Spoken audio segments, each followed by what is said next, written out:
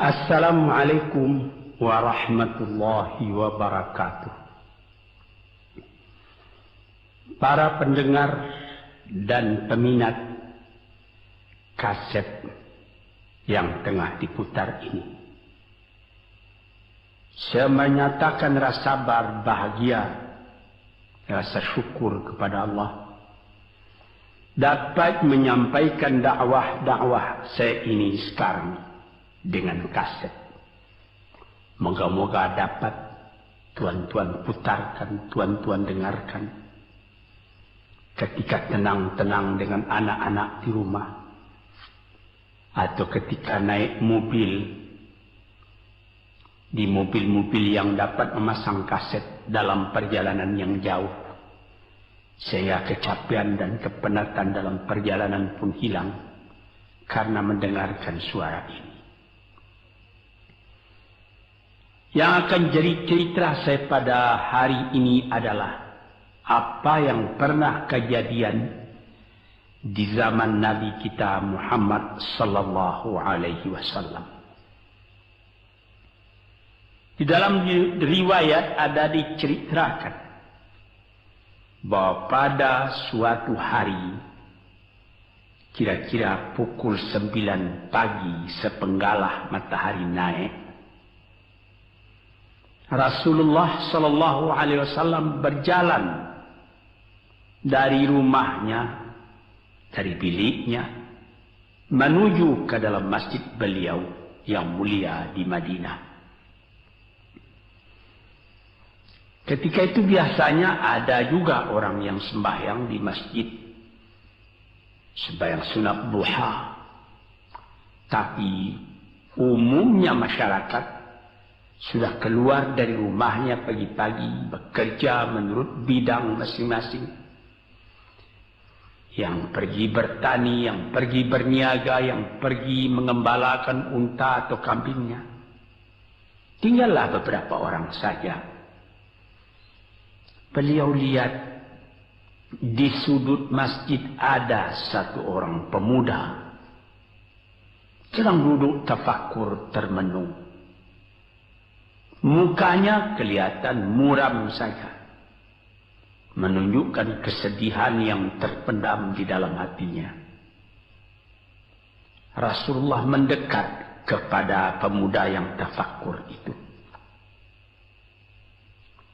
Setelah dilihatnya Rasulullah datang, dia pun menengadahkan muka. Rasulullah pun bertanya, "Mengapa di saat begini engkau duduk tafakur dalam masjid? Dan wajahmu kelihatan ada menampakkan kesedihan atau muram durja. Apakah yang engkau derita sekarang ini?" Jadi pemuda tadi menjawab, "Hazanun lazimatni ya Rasulullah wa duyunun." Artinya, aku ditimpa duka cita ya Rasulullah karena utang. Rupanya orang ini berutang. Utang telah lama, janji sudah dekat, persediaan buat membayar belum ada. Itu yang saya menungkan di sini ya Rasulullah. Dengan senyum Rasulullah menjawab, "Sudikah engkau kalau aku ajarkan kepadamu suatu bacaan? Apabila bacaan ini, yaitu berupa doa, engkau baca pagi-pagi, dan nanti petang-petang pun engkau baca pula dengan hati khusyuk, insya-Allah hutangmu itu akan terbayar." Tentu pemuda tadi dengan besar hati menjawab, "Tentu ya Rasulullah. Aku senang sekali kalau dapat engkau ajarkan kepadaku apakah doa itu." Lalu Rasulullah membacakan, mengajarkan kepada pemuda itu doa ini. Inilah yang akan saya bacakan pula, mudah-mudahan kita semuanya dapat pula mengambil bacaan ini menjadi bacaan kita. Kita baca pagi, kita baca petang. Apa bunyinya?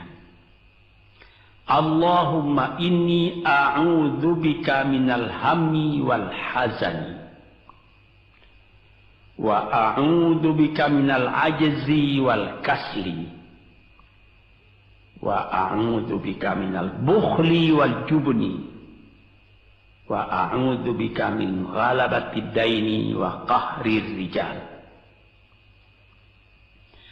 Sebelum kita uraikan atau kita tafsirkan artinya satu demi satu, baik kita artikan secara keseluruhan lebih dulu.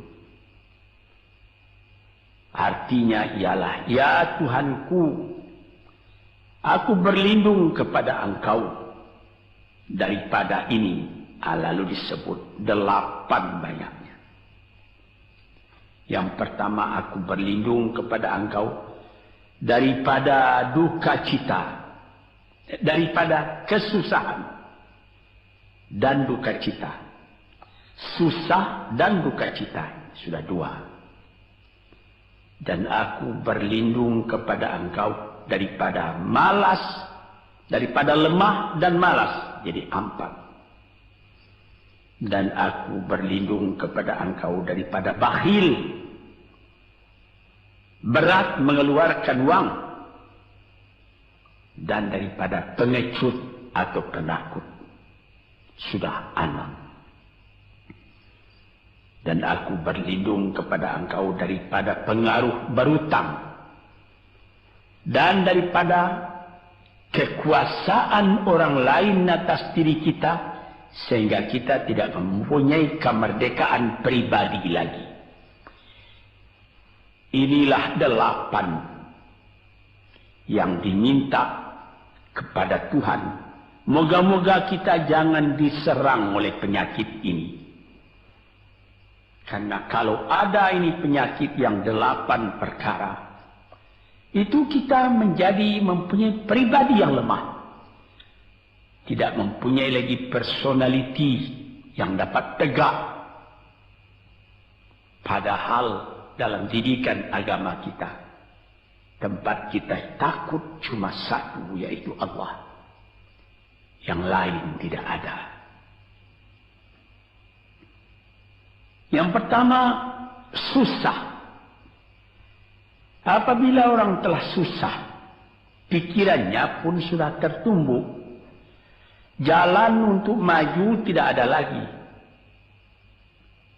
Padahal dalam kehidupan itu, manusia tidak akan berjalan di atas jalan yang datar saja, yang bertaburkan kembang.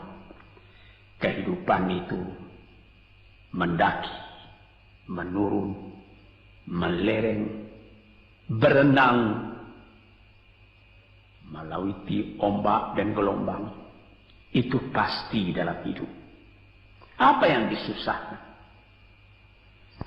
Kusut, tak ada kusut yang tidak selesai. Keruh, tak ada keruh yang tidak jernih. Apabila pikiran kita telah susah lebih dulu, maka gelaplah jalan yang kita tempuh ke muka dalam kehidupan tadi. Yang kedua, kita disuruh berlindung kepada Allah daripada duka cita.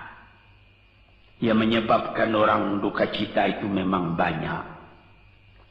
Misalnya, kehilangan barang yang disukai, kematian orang yang disenangi, bahaya yang datang dengan tiba-tiba. Orang yang ditunggu sudah lama tidak datang. Barang yang dicari tak bertemu, dan lain-lain sebagainya.